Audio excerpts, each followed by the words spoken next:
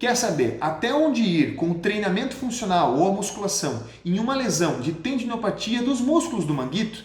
Então esse é o vídeo certo para você, profissional de educação física, ou para você da população que teve alguma dor no ombro e recebeu o diagnóstico de tendinopatia. Sem dúvida é uma coisa que chega muito no meu consultório e eu resolvi fazer um vídeo explicando qual é o limite, até onde você deve ir. Essa é uma necessidade dos profissionais da saúde em saber conduzir um treinamento nessas regiões. Beleza? Quer saber mais sobre esse assunto, das tendinopatias e até onde chegar? Acompanhe o vídeo comigo.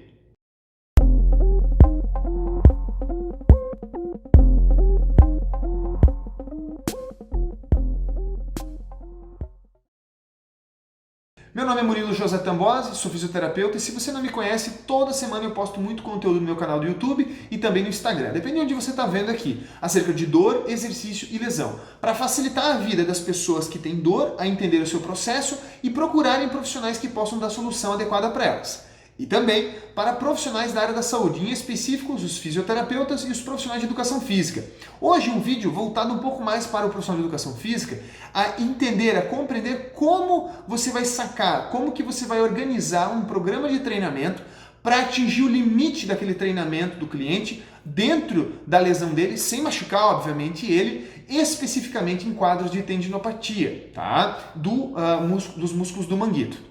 E para ajudar nesse raciocínio, eu vou utilizar aqui uma cliente que eu atendi há pouco mais de uma hora, que tem esse histórico, né? Então a cliente ela chegou para mim com uma série de queixas, mas principalmente com muita dor e limitação no ombro. Tanto para a rotação externa, que é esse movimento aqui, para trás, né? Quanto para a abdução. Um pouco menos aqui e um pouco mais aqui. Né? E após a avaliação dela e tudo mais, a gente percebe que sim, existe uma hipersolicitação dos tendões dessa região, dos tendões do manguito, especificamente do infraespinhoso e do redondo menor, que você sabe, são rotadores externos. Então, especificamente desses dois camaradas, e como eu falei, eles estão hipersolicitados, quer dizer, existe algum desequilíbrio que está gerando uma carga aumentada para aquele grupamento. Aquele grupamento está trabalhando demais, por algum motivo. E após uma minuciosa avaliação, e aqui eu não vou muito fundo na causa para não desvirtuar do vídeo, eu identifiquei como causas voltadas a problemas emocionais, por incrível que pareça, e problemas bucais. Tanto que a própria cliente tinha um probleminha na boca, que ela não me contou, e que depois que eu fiz a consulta, o problema no dia seguinte melhorou, sumiu, e ela falou: Murilo, hoje eu vim para te contar um negócio sobre o ombro que está melhor e coisa e tal, eu já senti que melhorou bastante logo que eu saí daqui, me senti aliviada e tudo mais, mas eu tinha um probleminha na boca e eu não tinha te falado. E coincidentemente no dia seguinte não tinha mais nada.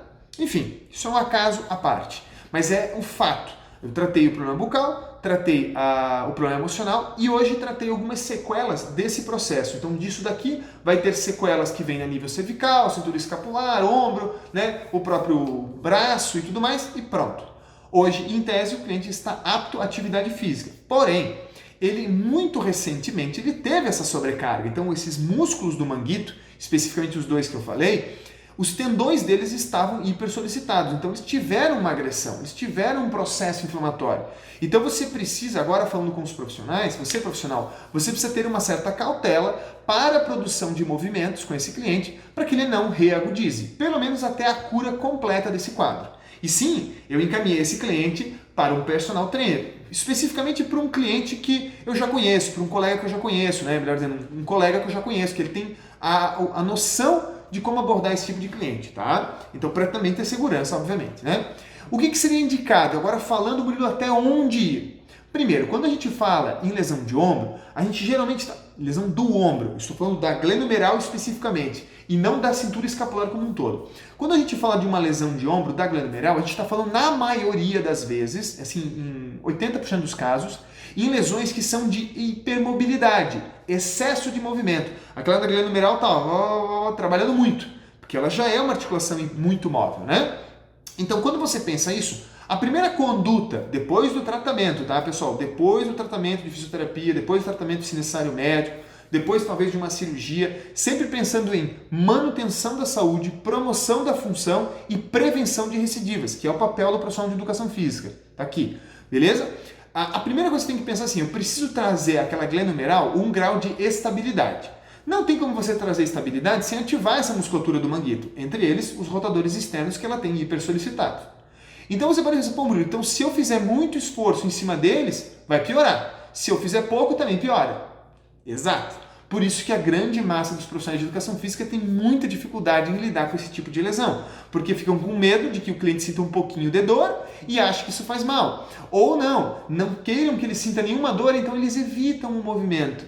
E aí ficam com medo, acaba piorando também porque o cliente não resolve o problema. Difícil, né? Pois é, mas eu vou te dar toda a segurança. Depois de você fazer uma avaliação minuciosa da função desse cliente, e você vai fazer do seu jeito, eu ensino de um jeito no meu curso, que eu acho extremamente simples, prático e válido, que é o que eu oriento para os meus alunos, e é o que eu prego no meu consultório, claro, com mais um pouco da avaliação da fisioterapia, mas é o que eu prego no meu consultório. Depois que você faz essa avaliação, se de fato esse cliente ele não apresenta nem dor, nem limitação de movimento, que contraindique a sua conduta, você vai iniciar o treinamento normal. Mas como eu falei, os dois músculos eles estavam hipersolicitados, já estão melhores, Então é indicativo que você faça um início de ativação desses músculos de forma a não sobrecarregá-los. E como que você sobrecarrega um músculo? Escreva o que eu vou falar agora, tá? Fazendo movimentos concêntricos e excêntricos, você sobrecarrega os músculos. Então, se você promover, no caso do infraespinhoso, do supraespinhoso, excesso de rotação externa, concêntrico, excêntrico, concêntrico, excêntrico, concêntrico, excêntrico, você vai hipersolicitar ele, gerando uma fadiga precoce, uma agressão do tendão e, consequentemente, recidiva do caso. Então, essa é uma coisa a não fazer. Agora, se você promover uma atividade que promove, isso é interessante. Se você promover um movimento que tenha uma atividade isométrica desse músculo, e principalmente uma transferência de carga dele para as estruturas circunvizinhas. Então, no caso, para o húmero, que daí vai para o antebraço, certo? Então vai pegar pelo braço, do húmero, punho, e principalmente, mas 90% dos casos, para essa cintura escapular, você vai estar acertando. Então, escreva isso, todo exercício em cadeia cinemática fechada é indicado nesse caso. Começando com angulações de 90 para baixo, observando que essa escápula está estável e depois gradativamente elevando essa amplitude ao máximo 180 graus. O máximo que você puder. Utilizando primeiro movimentos em cadeia fechada e movimentos em que a gravidade não esteja contra você. Por exemplo, isso aqui é um movimento em cadeia aberta que a gravidade está contra mim. É indicado esse troço? Num primeiro momento não é que ela não possa, mas não é algo que vai trazer benefício. Agora, se ela fizer, por exemplo, uma flexão militar na parede, não no chão, porque no chão também tem a gravidade contra, certo? Tá ali, tá te empurrando para baixo. Não é que é negativo, é que já é muita carga para começar. Começa mais leve. Então lá na parede, ou talvez um pouquinho inclinado no banco, pode ser, mas começa na parede. Flexão militar, você está com a mão em contato com a parede, cadeia fechada, certo? Cadeia fechada, com a mão na parede, fazendo um movimento que envolve uma transferência da carga da cintura escapular, passando pelos músculos solicitados até o braço, tríceps no caso ali, coisa e tal. Você está transferindo essa carga, você está pegando a fáscia que vem lá da região torácica e lombar e está transferindo a todos os músculos, todas as outras fáscias, melhor dizendo, do braço até a mão. Então você está lá fazendo esse movimento, você está conscientemente transferindo essa carga. Se você fizer justamente ele fazer talvez uma pausa pequena aqui na parede, pausa pequena aqui, oscilar o outro lado, então vamos dizer que eu estou fazendo isso aqui, estou parado lá na parede com uma flexão leve do meu cotovelo, não sei se vocês conseguem ver no vídeo, mas é mais ou menos isso, e você oscilar o outro lado, você está promovendo uma contração isométrica dessa região aqui. Olha que é mais simples, olha. E eu criei isso agora, cara. Eu poderia criar mais 1 zilhão de exercício. Mas entenda que criar exercício é função do profissional de educação física, quando voltado para manutenção, promoção e prevenção.